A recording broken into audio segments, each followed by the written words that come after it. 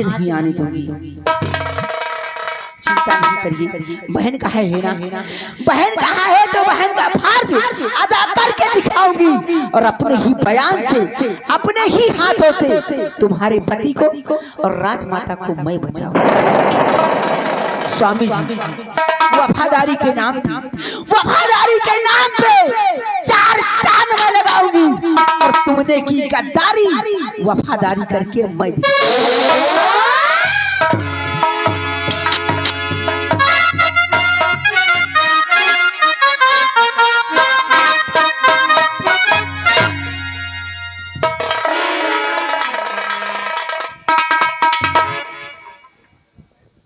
ना जाने कौन से साली हमारी पत्नी मधु आ गई, लेकिन मधु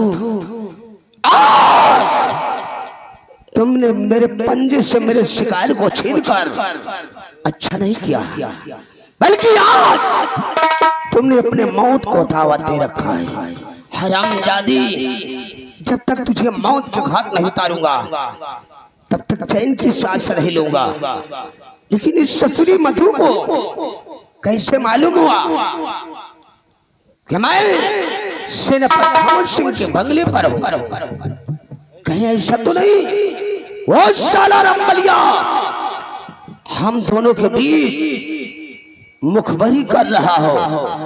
आने दो साले को, अभी बताता हूं।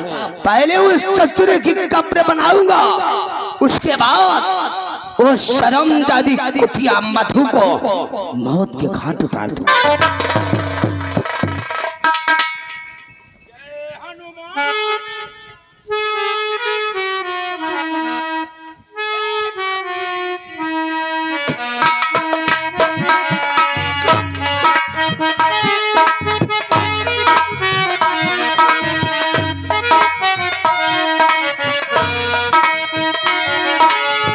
महावीर विक्रम बजरंगी कुमत निवार सुमति के संगी।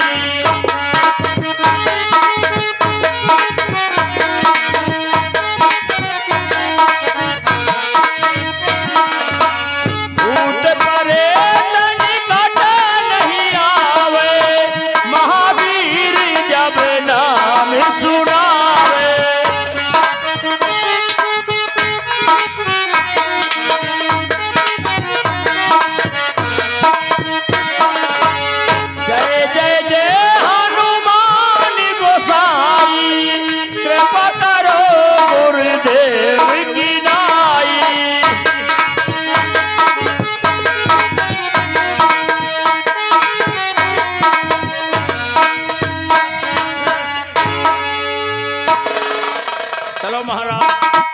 चलो महाराज, जो कहो हो अपन हक बदलियो पे स्थान बजाओ। चलो अपन नाव बताओ, ख्यालो कूदो, ख्यालो कूदो, अपन नाव बताओ, अब अपन हक बदलियो पे स्थान बजाओ। जाओ, आँखी ना दिखाए बे, आँखी ना दिखाए, नहीं तो इससे बड़े जिन हमें लाग हम चबाए दो तुम। बोल काले हो, काले हो महाराज? कौनो बड़ कवे आए भाई, कहे तो कौनो बड़ कवे आ नहीं, छोट मोट हुआ तब तक भाग जाओ। अरे तुम का सुमिरो पाचौ पीर,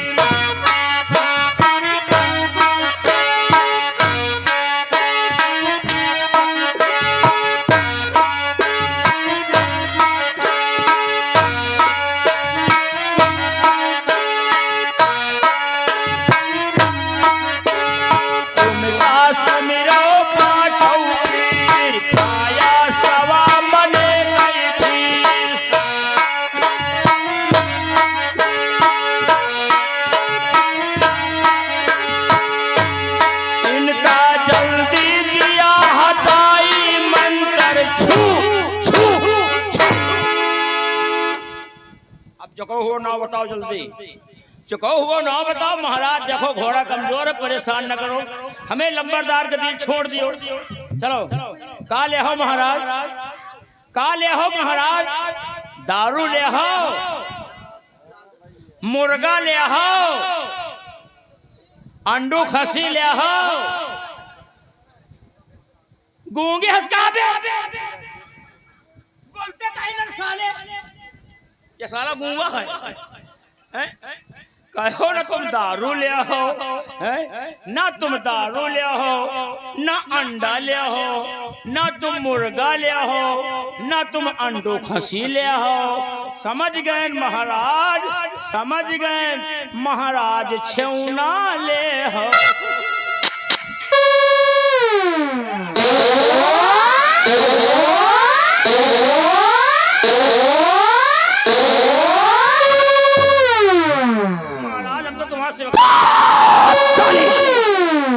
हरामखोर, सारे हम भूत शैतान है, हमारी तो खरू करने आया है। नंबरदार कुछ शरीर हलुकान, अरे शरीर कुछ हलुकान, अब बताओ चाहे न बताओ, पहले सलाम है आप।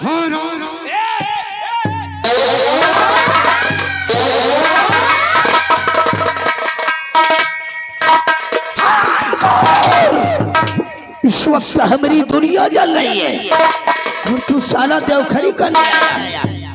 हरामजादे, तू साला मुझसे इजाजत लेकर सुसु करने गया था और हमने तेरे को बोला था कि सुसु करके गेट पर लग जाना। ठाकुराइन बंगले के अंदर कैसे आई? हम काले नहीं ठाकुराइन, ठाकुराइन के पीछे लाग इनका, हम सुसु करे गए रहे। तो क्या हुआ? हम सुसु करे गए रहे एक बीघा पर। तो क्या हुआ साला, तू रो क्यों रहा है? जहाँ कहत रहे हुए गए रहे, तो हम सुसु करे गए रहे, हम काला सुसु कई ले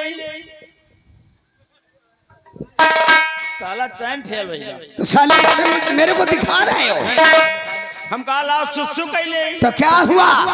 जैसे चैन खोला तो काज ने कहा ठाकुराइन प्याला चली आवत नहीं। तो क्या हुआ? फिर सुसु कहाँ कर रहा है? तो हम खड़े हो गए, आवाज के हमसे पूछे लागी।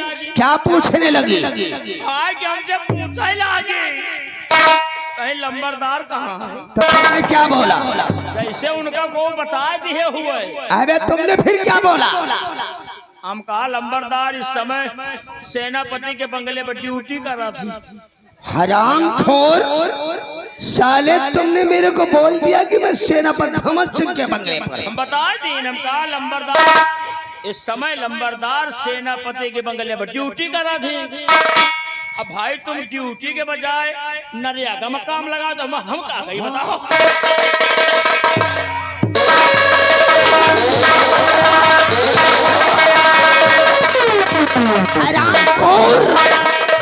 साले भवन सिंह के बंगले पर अमृत सरोवर का निर्माण हो रहा था, वहां मनरेगा चल रहा था। मुझे मालूम हो गया कि सब साले तेरी करतूत है। अब गांव समाज में कौन तरह मुंह दिखाई हो? कुत्ता नहीं बेचारे बिल्ली, तू साला सुसु के बहाने ठाकुराइन को बुलाने गया। अगर आइंदा ऐसी हरकत करने की जरूरत किया तो तेरे शरीर के इतने टुकड़े कर दूंगा कि रियासत के लोग तेरी दशा को देखकर भय से कांप उठेंगे। रंबलिया इसी वक्त हम कैद खाने की तरफ चलेंगे और कैद खाने के अंदर चलकर महारानी तारा और उस शर्मजादे भमर सिंह और सपोले आकाश के बारे में पूछूंगा। अगर दोनों ने बता दिया तो ठीक है, अगर मुझसे कुछ छुपाने की भूल किया तो आज कैद खाने के अंदर उन दोनों का वो हाल करूंगा, उन दोनों का वो हाल करूंगा कि रियासत के लोग भय से कांप उठेंगे। रामबली हमको मिटा दी जमाना, हमको मिटा दी जमाने में तुम नहीं, जमाना बाबू भैरव सिंह का है।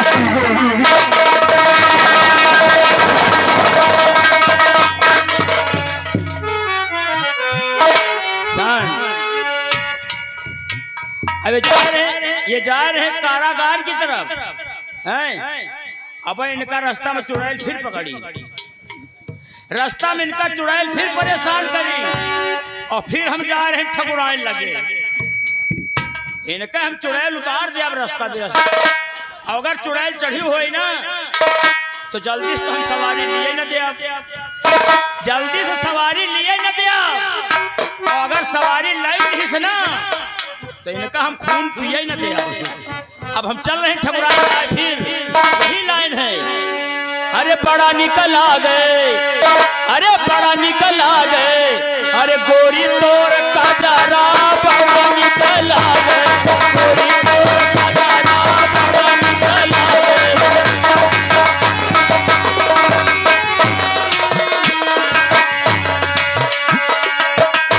ए भैया बड़ा नीक लागे गोरी तोर कजरा, ये उस समय की बात है या द्रौपदी और सूर्पनखा की बात है। अरे लगाई के कजरा त्रेता युग में आई गयू भैया, लगाई के कजरा त्रेता युग में आई गयू। अरे राम और रावण से मचाई दी हो झगड़ा, क्या जाने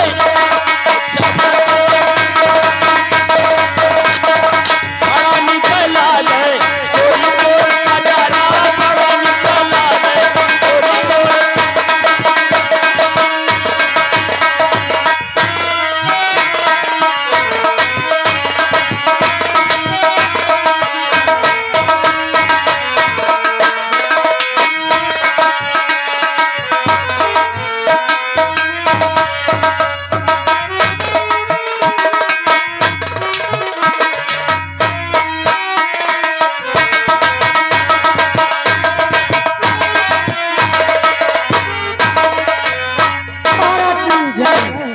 जी राजन।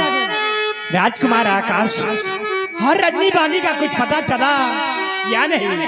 हुजूर बहुत पता लगा हुजूर, कोई पता नहीं चला राजन। क्या कहा? अभी तक कोई पता नहीं चला? जी राजन। अरे महामंत्री भैरव सिंह ने कहा ढूंढने जी, लेकिन वो भी अभी तक वापस नहीं आया।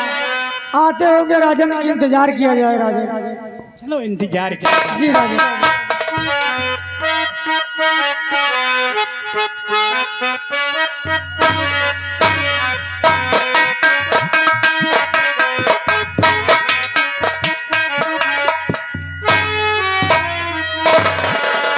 महामंत्री भैरव सिंह की पत्नी मधु, क्या बात है? तुम इतना उदास, बात क्या है? और महाराज सुन लीजिए एक मेरी फरियाद।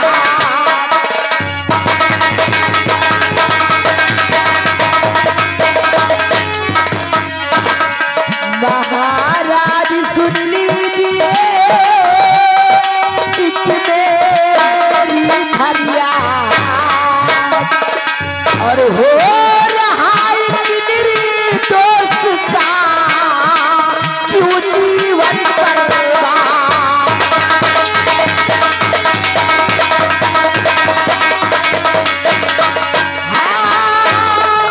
हो रहा एक निर्दोष का क्यों जीवन बर्बाद।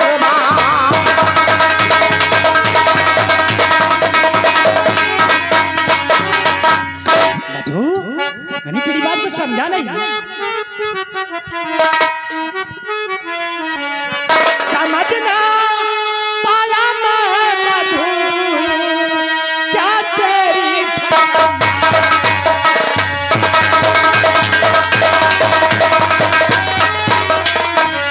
समझना पाया मैं मधु, क्या तेरी फरियाद।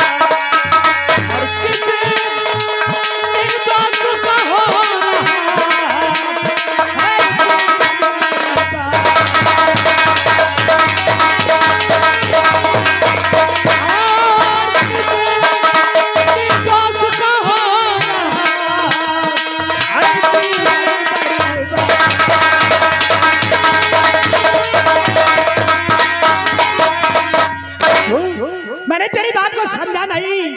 और तू किस निर्दोष की बात कर रही है? राज मैं किन निर्दोषों की बात कर रही हूँ आप जानना चाहते हैं तो सुनिए। ना ना गुनहगार रानी न सेनापति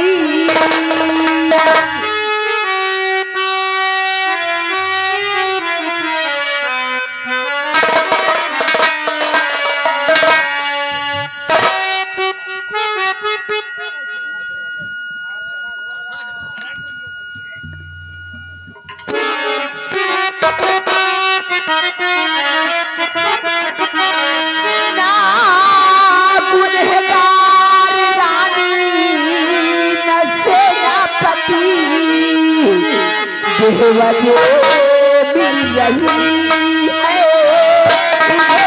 सजा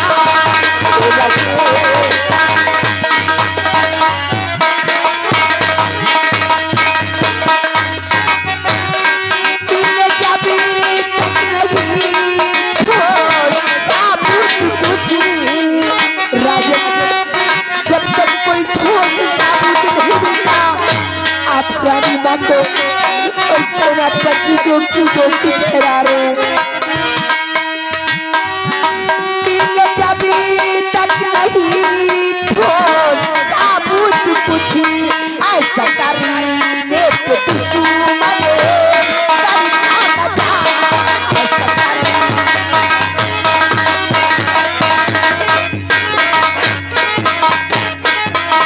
राजन जब तक कोई ठोस साबुत नहीं मिलता आप रानी माँ को और सेनापति को क्यों दोषी ठहरा रहे हैं? मेरी समझ से रानी माँ और सेनापति निर्दोष है और एक निर्दोषों की इतनी बड़ी सजा क्यों दे रहे हैं? राजन क्यों दे रहे हैं? मेरी बात को गौर से सुनो।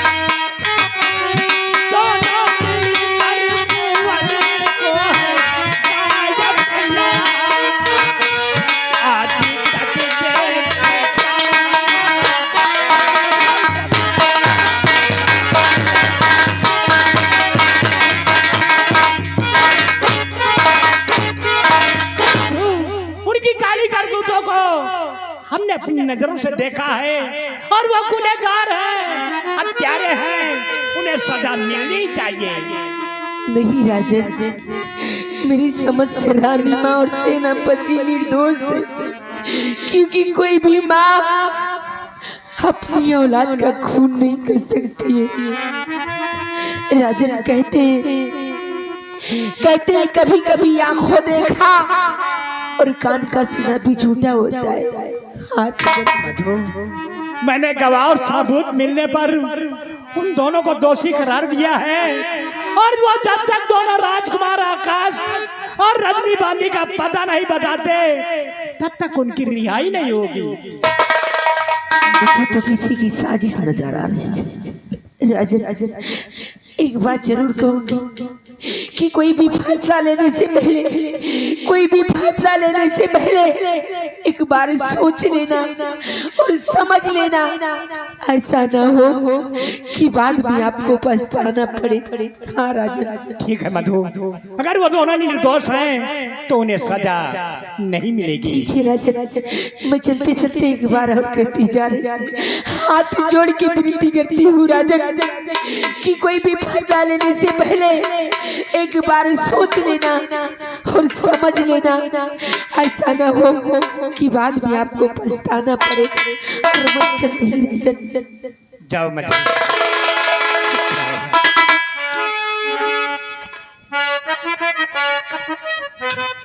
राजन पूछ लेना हुजूर। दरबारी जी राजन। मधु बार बार कह रही है जी कि महारानी तारा और सेनापति भंवर सिंह ये दोनों निर्दोष हैं। जी राजन। अगर ये निर्दोष हैं जी तो दोनों राजकुमार आकाश और रजनी बांदी का पता क्यों नहीं बताते? ये तो भी हमारे समझ में नहीं आ रहा राजा।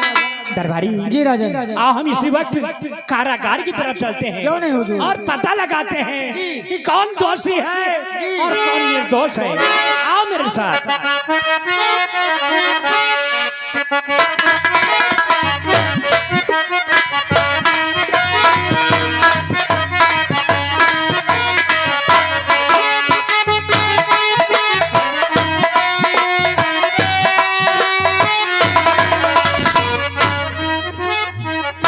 ओह, मैं ये क्या देख रही हूँ कि मेरे स्वामी जी और नारायण बहादुर सिंह इस जेल की तरफ क्यों जा रहे हैं?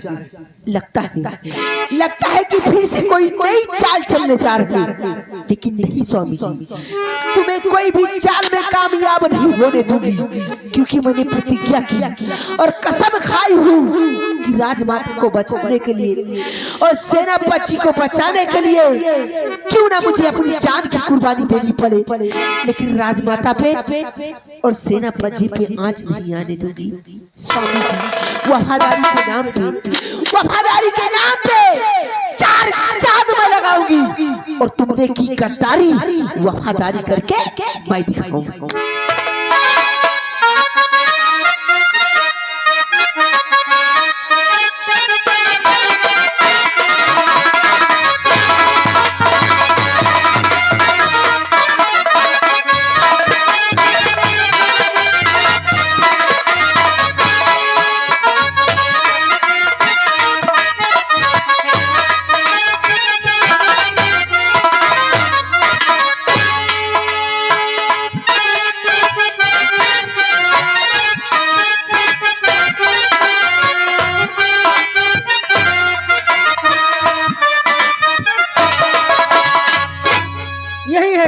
यही है महाराज की बनी हुई जेल।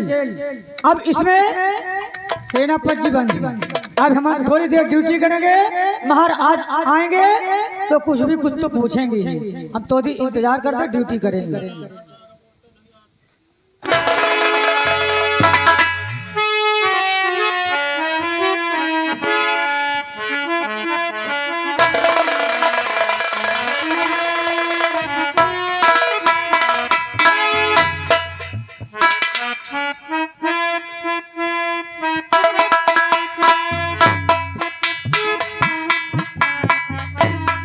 सिपाही जी हुजूर।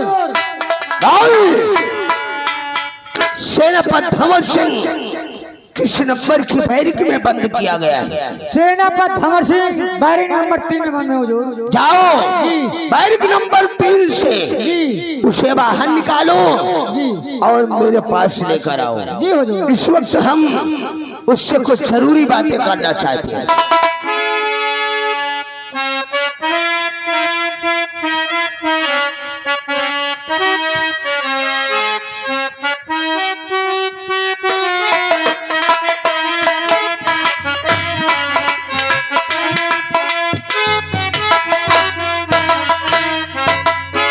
सेनापति भंवर सिंह, आखिर तेरे को इस वफादारी में क्या मिला? यही कि तू घुट घुट कर अपनी जिंदगी इन जेल की सलाखों के पीछे जी रहा है। तेरी दशा को देखकर मेरे को तरस आ रहा है।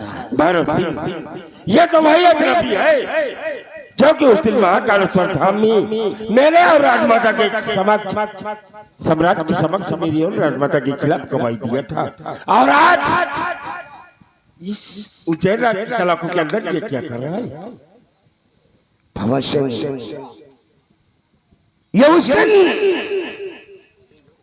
तुम लोगों की नजरों में अजनबी था, लेकिन ये अजनबी कोई और नहीं, ये हमारा बचपन का दोस्त नरेंद्र बहादुर सिंह है।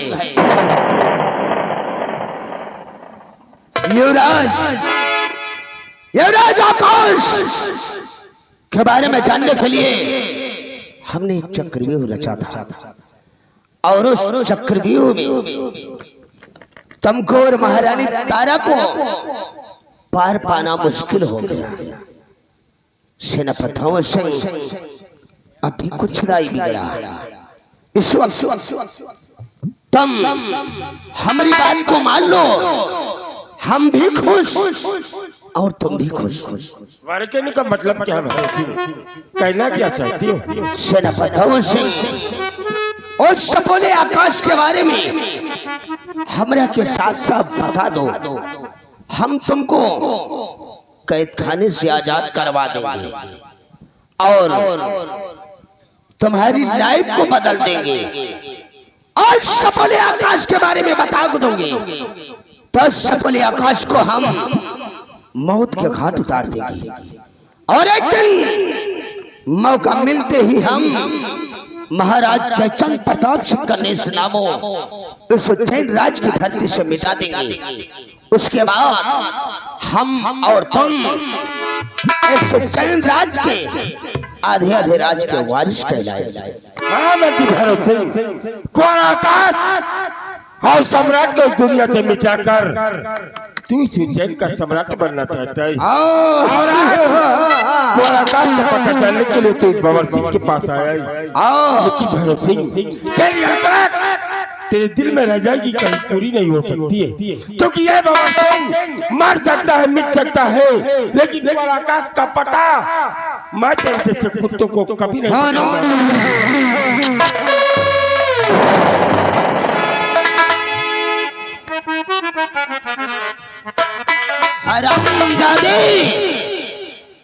तू साला उस सपोले आकाश के बारे में नहीं बताएगा।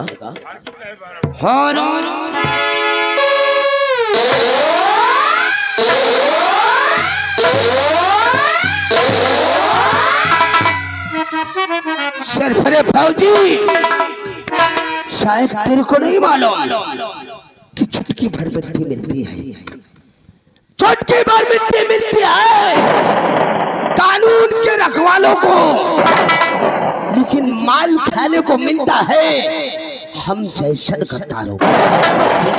चुटकी भर मिट्टी में सुकून मिलता है हम जैसे देश के वफादारों को, और कुत्ते की मौत मिलती है साले तुम जैसे देश के गद्दारों को।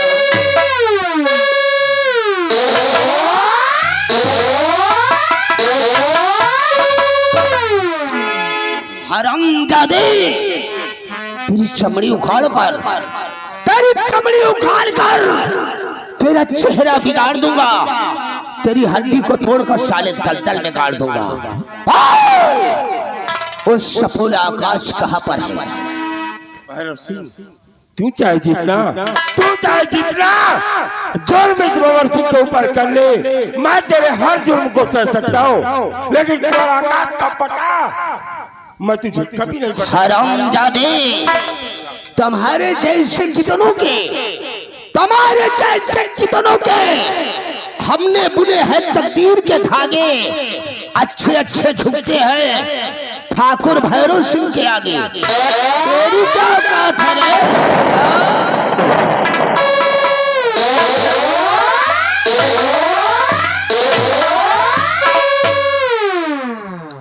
हरामजादे, अगर तू साला उस सफोले आकाश के बारे में नहीं बताएगा तो याद रख, तेरी पत्नी शकुंतला और तेरी बेटी चांदनी को हम इस उज्जैन राज की धरती पर सुकून की जिंदगी नहीं जीने दूंगा। भैरव सिंह, आकर मेरी पत्नी शकुंतला और मेरी बेटी चांदनी को तूने छूने का भी प्रयास किया तो सब बोटी बोटी काट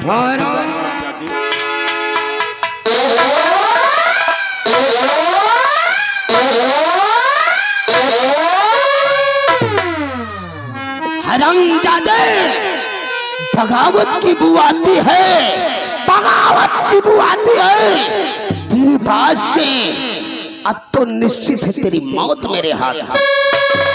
नरेंद्र बहादुर सिंह, जाओ कैद खाने के अंदर से महारानी तारा को घसीटते हुए ले आओ, क्योंकि यह साला महारानी तारा को अपनी माँ समझता है।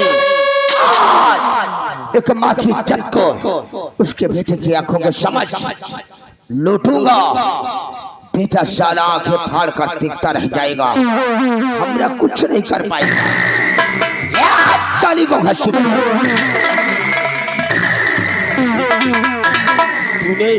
मुझे और राजमाता को सम्राट की नजरों में गिराकर माँ बेटे के रिश्ते को कलंकित कर दिया है।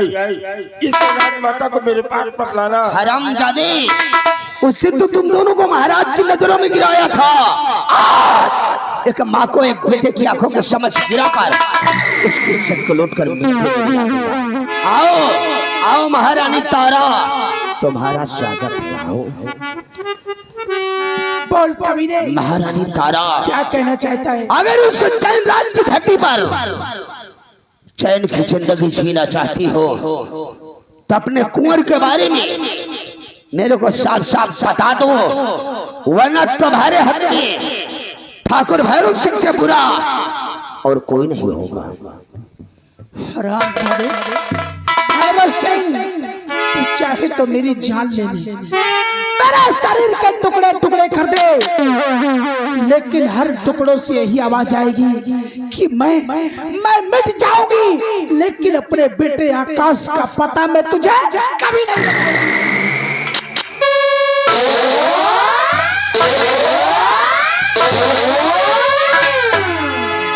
हरामजादी, अब भी वक्त है, बता दे, वरना कसम है पैदा करने वाले की तेरा वो हाल करूंगा कि तूने अपने जीवन में कभी सोचा नहीं होगा।